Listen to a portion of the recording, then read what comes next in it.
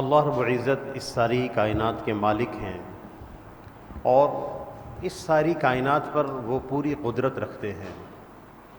قرآن پاک میں اللہ تعالیٰ نے اپنی قدرت کی نشانیوں کو بیان فرمایا ہے اور یوں فرمایا ہے ان فی خلق السماوات والارض، آسمان اور زمین کی ساری تخلیق کے اندر، واختلاف اللیل والنہار، اور دن اور رات کے اختلاف میں، کبھی دن ہے کبھی رات ہے، والفلک التی تجری فی البحر، اور وہ کشتیاں جو پانی میں چلتی ہیں،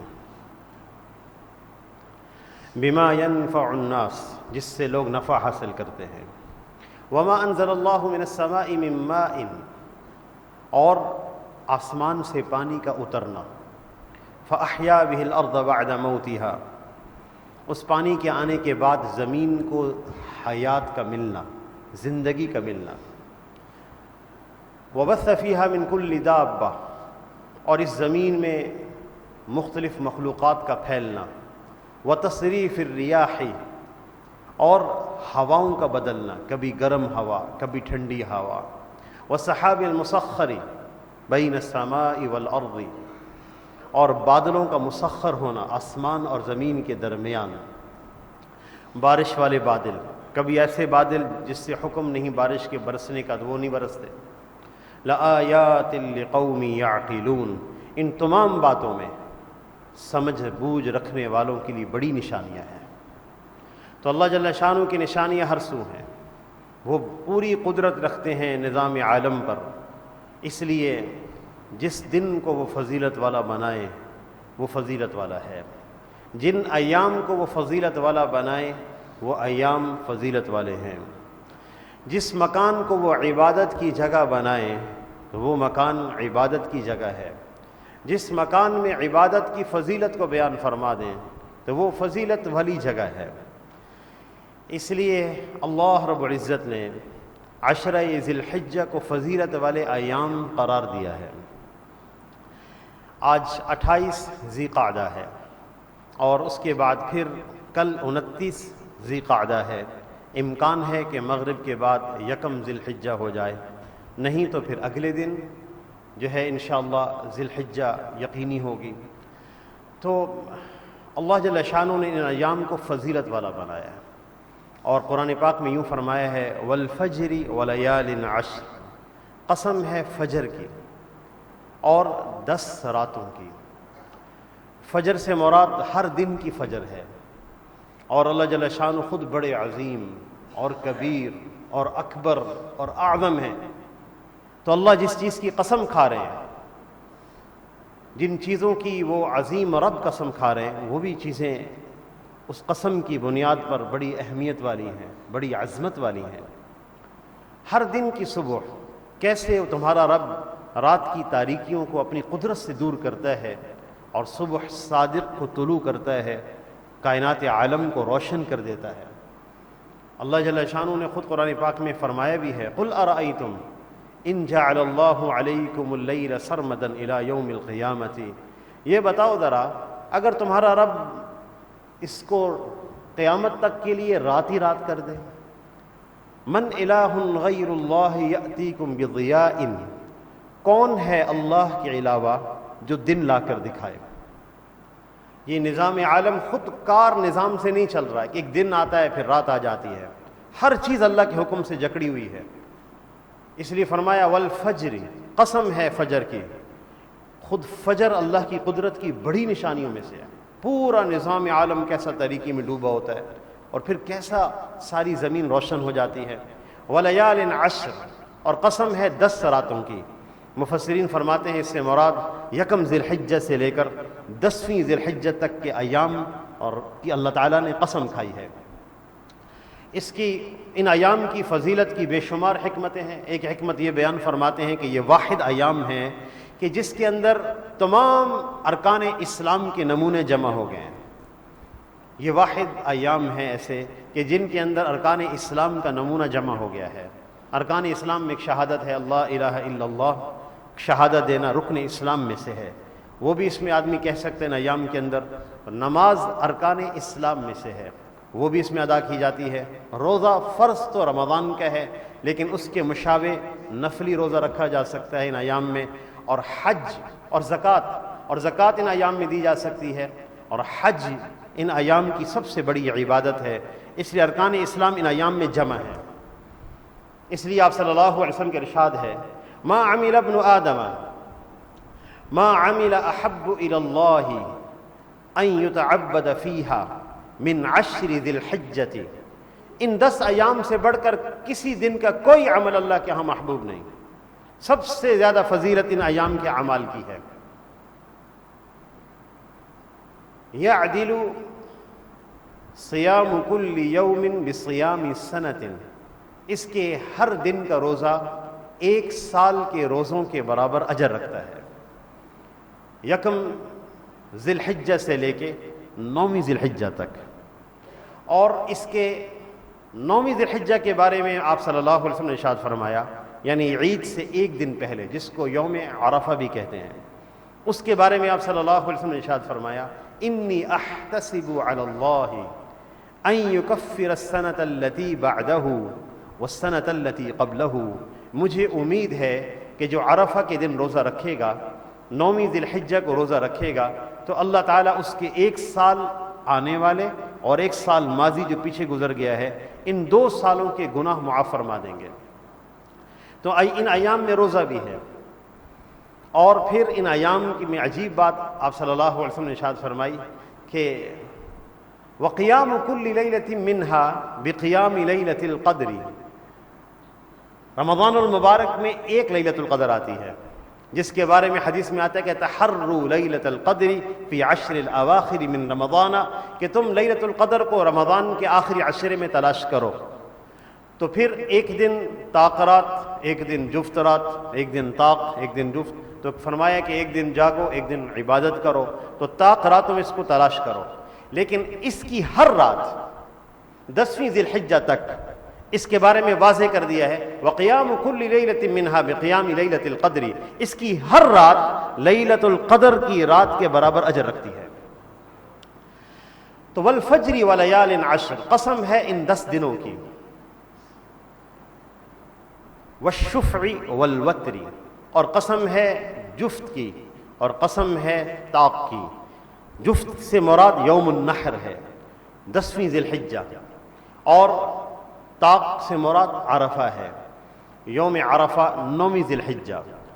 مفسرین فرماتے ہیں کہ 10ویں ذی الحجہ کا دن ایسا دن ہے جو پورے سال کے دنوں سے ممتاز ہے، الگ ہے، اس لیے کہ ہماری شریعت میں دن سے پہلے رات آتی ہے، مغرب کے بعد سے اگلی تاریخ شروع ہو جاتی ہے، دن سے پہلے رات آتی ہے، لیکن 10ویں ذی الحجہ پورے ایام میں سے، سال کے دنوں میں سے ایک واحد دن ہے، جس دن ہم عید الاضحیٰ جس دن ہوتی ہے، اور جس دن یوم النحر ہے، قربانی کا دن ہے، یہ وہ دن ہے کہ جس سے پچھلی والی رات اس دن کی شمار نہیں ہوتی، اس سے پچھلی والی رات عرفہ کی رات ہوتی ہے، 9ویں ذی الحجہ کی۔ یعنی جو آدمی 9ویں ذی الحجہ کی صبح اگر وقوف نہ کر سکے عرفہ میں، اور تو وہ 9ویں ذی الحجہ کا دن گزرنے کے بعد رات کو بھی اگر آ کے وقوف کر لے عرفہ کے میدان میں، تو اس کا حج ہو جائے گا۔ الحج العرفہ، حج عرفہ کا دن ہی ہے، حج عرفہ کا نام ہے، رکن اعظم ہے، اس لیے یہ واحد دن ہے سال کے ایام میں سے، 10ویں ذی الحجہ کا دن جب یہ شروع ہوتا ہے تو اس سے پیچھے کوئی رات نہیں ہوتی، اس سے پچھلی رات عرفہ کی رات ہے، باقی تمام ایام کی رات، تمام ایام سے پہلے رات پہلے آتی ہے۔ واللیل اذا یسر، اور قسم ہے رات کی جب وہ چلے، هل فی ذلک قسم لذی حجر، اللہ تعالیٰ ہم سب سے پوچھ رہے ہیں کیا یہ قسمیں کھانا عقل مند کے لیے کافی قسمیں نہیں ہیں؟ کیا ان چیزوں کی اہمیت اس کے دل میں آ رہی کہ نہیں آ رہی؟ پھر جواب قسم ہے آگے، ان ربک لبالمرصاد، تیرا رب تیری گھات میں ہے، تیرا کوئی عمل ایسا نہیں ہے جس سے تیرا رب غافل ہو اور اس کو یاد نہ رہے یا اس کے استحضار میں نہ ہو، ایسا نہیں ہے، تیرے رب کے علم میں کوئی خطا نہیں ہے، کوئی عیب نہیں ہے، وہ ازلی اور ابدی ہے، ہر طرح کے عیب سے پاک ہے۔ تو والفجر ولیال عشر، 10 راتوں کی قسم. تو عشرہ ذی الحجہ میں مخصوص عبادات ہوتی ہیں. اس میں ایک عبادت تو یہ ہے کہ آپ صلی اللہ علیہ وسلم نے ارشاد فرمایا من اراد ان یضحی، جو شخص ارادہ کرے قربانی کرنے کا، فلا یأخذن شعرہ، اس کو چاہیے کہ وہ اپنے بال نہ کاٹے اور اپنے ناخن نہ کاٹے.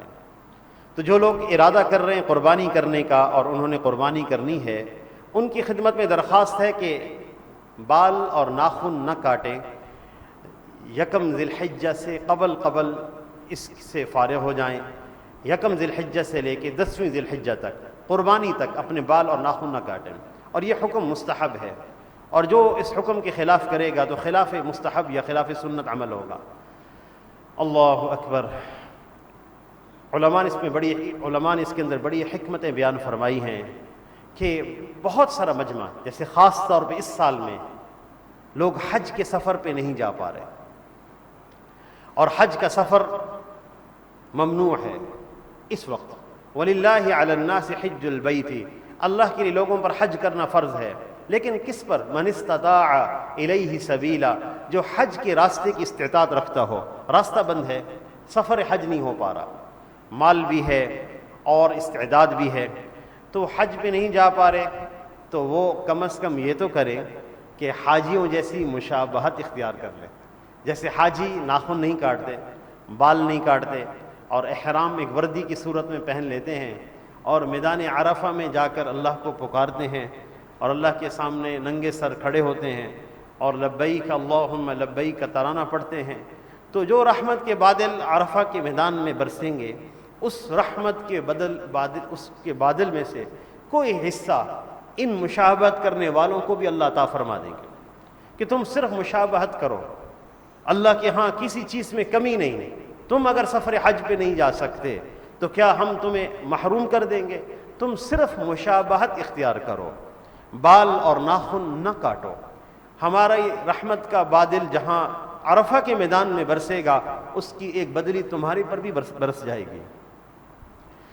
پھر ان ایام کے اندر ایک مخصوص عبادت حج کی ہے جو پورے سال میں ان ایام میں ادا کی جاتی ہے. آپ صلی اللہ علیہ وسلم کے ارشاد ہے العمار والحاج وفد اللہ، عمرہ کرنے والے اور حج کرنے والے اللہ کے مہمان ہیں.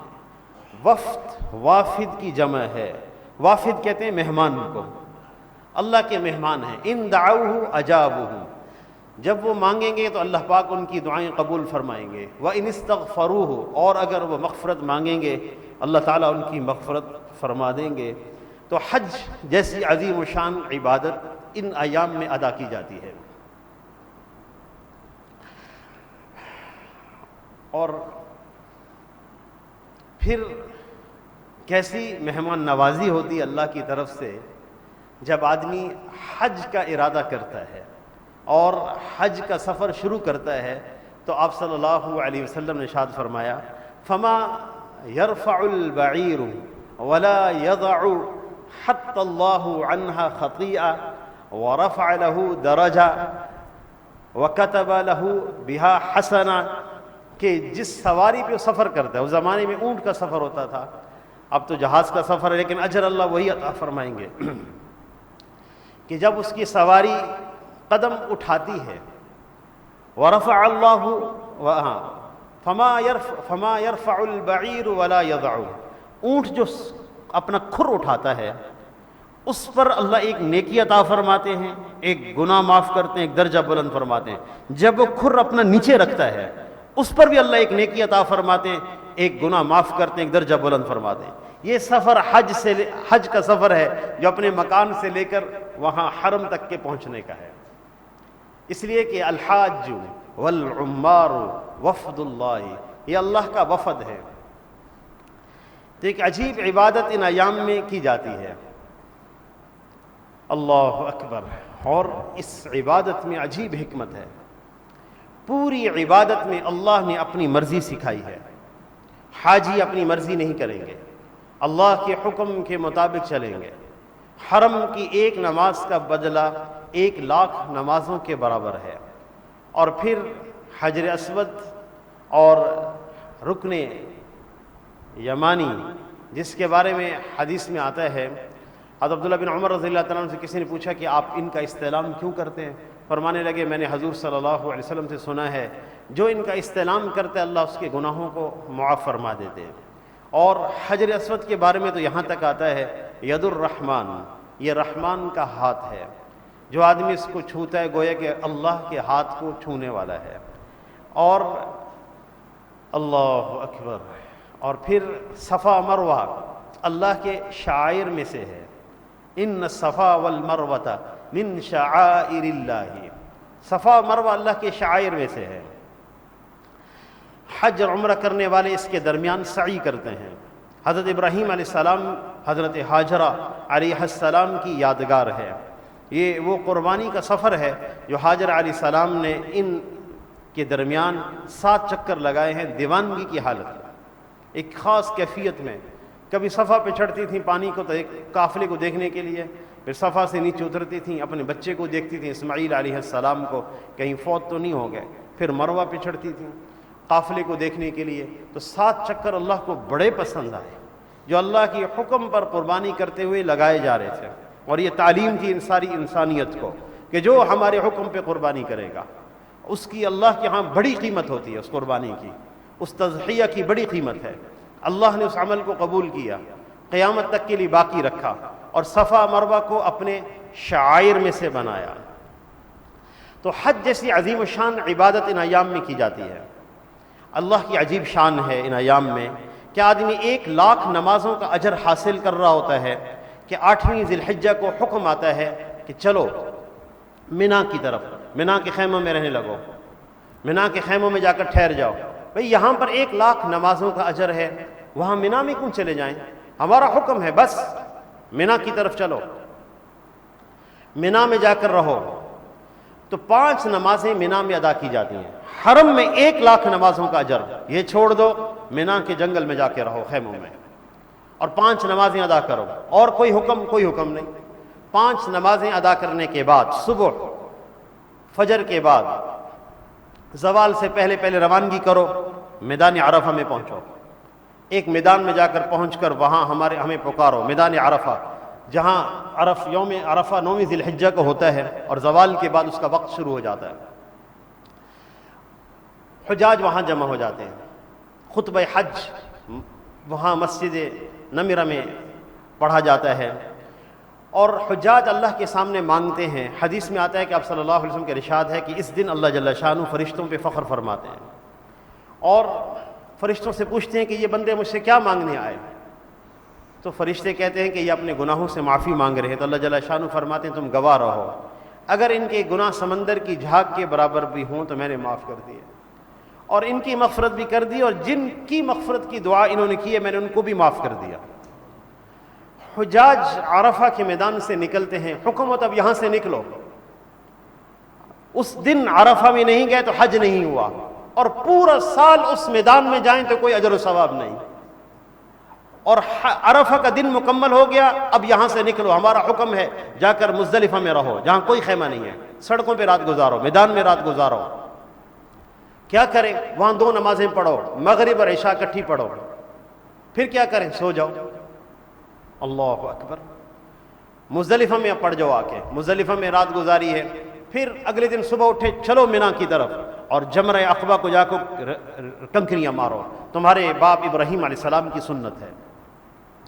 حضرت ابراہیم علیہ السلام جب اپنے بیٹے حضرت اسماعیل علیہ السلام کو لے کر آئے تو جمرہ عقبہ پر شیطان ظاہر ہوا، بعض روایت میں آتا ہے کہ اشارہ کرتا تھا اسماعیل علیہ السلام کو ذبح کرنے کا، اور ایک جگہ روایت میں آتا ہے کہ روکنے کی کوشش کی، تو حضرت ابراہیم علیہ السلام نے 7 کنکریاں ماری اس موقع پر۔ حدیث میں آتا ہے کہ ہر کنکری سے ایسا گناہ معاف ہو جاتا ہے جو ہلاک کرنے والا ہو۔ تو جمرہ عقبہ کو جا کے کنکریاں مارو، اور پھر انہی منا کے ایام میں جا کر طواف زیارت کرو، 3 دن بعد چلے جائیں، نہیں ابھی جاؤ، جا کر طواف زیارت کر کے پھر ان ایام میں یہیں پر واپس آؤ اور منا میں رہنا ہے، منا میں رہو۔ اب اگلے ایام منا میں ہیں، اور پھر 13ویں ذی الحجہ کو کنکریاں مار کر اب تم روانہ ہو جاؤ۔ یہ سب کچھ کیوں ہے؟ اللہ جل شانہ تربیت فرما رہے ہیں کہ ہر چیز کی اہمیت اور تقدس میں اس میں تب پیدا ہوتا ہے جب ہمارا حکم آتا ہے. بس ہمارا حکم ہے تو اس میں تقدس ہے. اور ہمارے حکم سے تقدس کیوں آتا ہے؟ اس لیے کہ اللہ اکبر، اللہ سب سے بڑے ہیں. اس لیے تم کہو ان ایام میں اللہ اکبر لا الہ الا اللہ واللہ اکبر وللہ الحمد. آپ صلی اللہ علیہ وسلم کا ارشاد ہے فاکثروا فیہن، ان 10 دنوں کے اندر تم کثرت سے کہو التسبیح والتحمید والتہلیل والتکبیر. ان ایام میں کثرت سے کہو اللہ اکبر لا الہ الا اللہ واللہ اکبر وللہ الحمد. اگرچہ یہ تکبیرات واجب ہیں 9ویں ذی الحجہ کو، 9ویں ذی الحجہ کی فجر سے شروع ہوں گی، لیکن ان ایام میں حضرات صحابہ اکرام کی جو سنت ہے کثرت سے اس ذکر کی سنت ہے. عبداللہ بن عمر رضی اللہ تعالیٰ عنہ کے بارے میں آتا ہے جب وہ بازار تشریف لے جاتے ان ایام میں تو اونچی آواز سے کہتے تھے اللہ اکبر لا الہ الا اللہ واللہ اکبر وللہ الحمد. تو جتنا مجمع ہوتا تھا بازار میں، یہاں تک کہ جو دکاندار ہوتے تھے وہ بھی ان تکبیرات کو اونچی آواز سے کہتے تھے. پورا بازار ان تکبیرات سے گونجتا تھا. اللہ کو یہ تکبیرات پسند ہیں.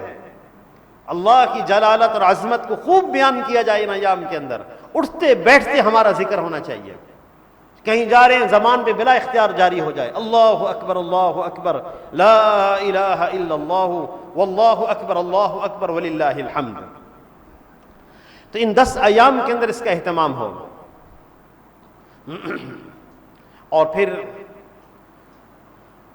ان 10 ایام کی ایک اور خاص عبادت وہ قربانی ہے.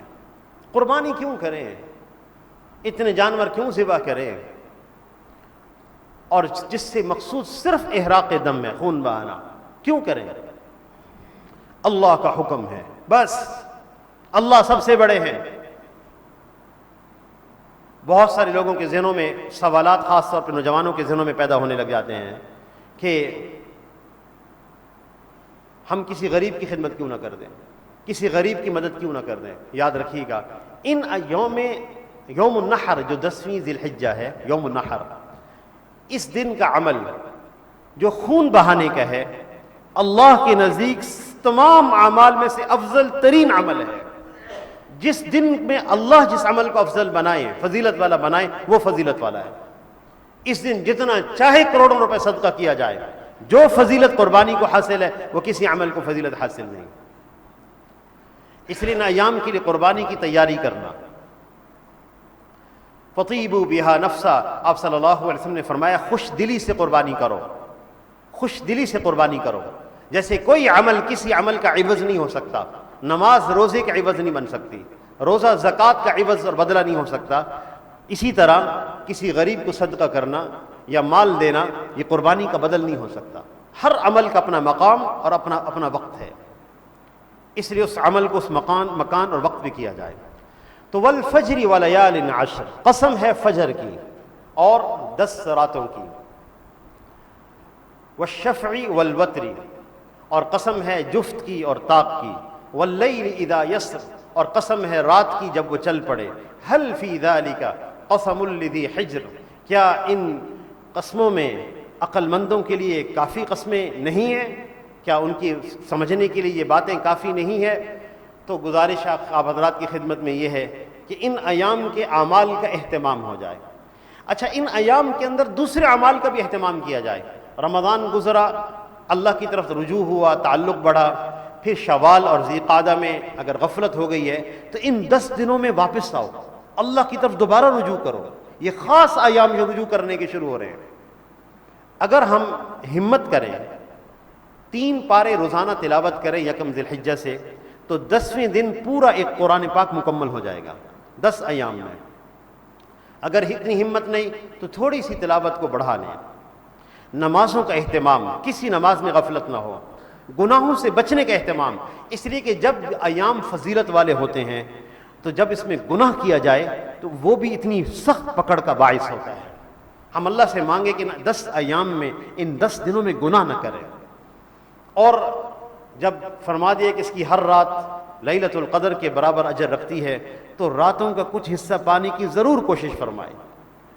کم از کم اس بات کا اہتمام ہو جائے کرے کہ عشاء کے فرضوں کے بعد 2 رکعت نماز نفل پڑھ لیا جائے تو وہ تہجد میں شمار ہوتے ہیں، وگرنہ کم از کم اتنا اہتمام تو ہو کہ اس کی ہر عشاء کی نماز اس دن کی اور فجر کی نماز باجماعت ادا کی جائے، اس لیے کہ آپ صلی اللہ علیہ وسلم کے ارشاد ہے کہ جو آدمی عشاء کی نماز باجماعت ادا کرتا ہے اس کو آدھی رات جاگنے کا اجر ملتا ہے، اور جو فجر کی نماز باجماعت پڑھتا ہے اس کو پوری رات کا اجر اللہ تعالیٰ عطا فرماتے ہیں عبادت کا، اس لیے کم از کم اس کا اہتمام ہو جائے، ورنہ جتنی توفیق اللہ اس پاک اس رات میں دے دیں یہ ساری راتیں لیلۃ القدر کے برابر اجر رکھتی ہیں۔